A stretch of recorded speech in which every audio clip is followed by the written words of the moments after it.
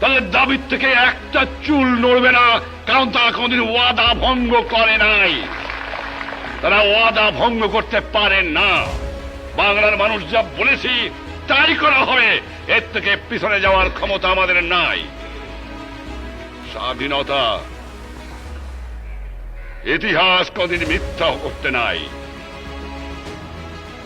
আমার সহকর্মীরা যারা এখানে ছিল তারা সকলে জানত যে 25 তারিখ এবং 24 তারিখ রাত্রে আমি কি হুকুম দিয়েছিলাম।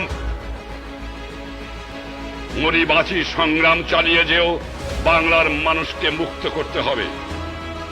7ই মার্চে কি বাকি ছিল স্বাধীনতা সংগ্রামের কথা বলা? স্বাধীনতার ঘোষণা করা হয়েছিল অ্যাকচুয়ালি 7ই মার্চ। পরিষ্কার বলে দেওয়া হয়েছিল এবারের সংগ্রাম স্বাধীনতার সংগ্রাম, এবারের সংগ্রাম মুক্তির সংগ্রাম। তাহলে শেখ মুজিবের ভাষায় কথা বললি, আরে বুঝা 25 না 35 বছর লাগবে, চান 35 বছর লাগবে। 1938 সালে আমি জেলে যাই, চান 1938 সালে। আজ 1974 সাল। ওটা বলতে সময় লাগে, ওটা বললে মানুষের আস্থা অর্জন করতে হয়, দুঃখের দিনে মানুষের পাশে দাঁড়াতে হয়। দেশবাসীর সঙ্গে বেইমানি করলেও কথা বলা যায় না।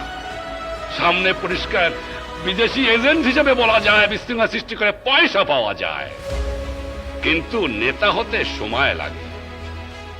আর নেতা হওয়া যায়, কিন্তু জনগণের ভালোবাসা পাচ্ছে অনেক পরিশ্রম, অনেক ত্যাগ, অনেক আত্মত্যাগ এবং মানুষ হতে হয়, না হলে হয় না।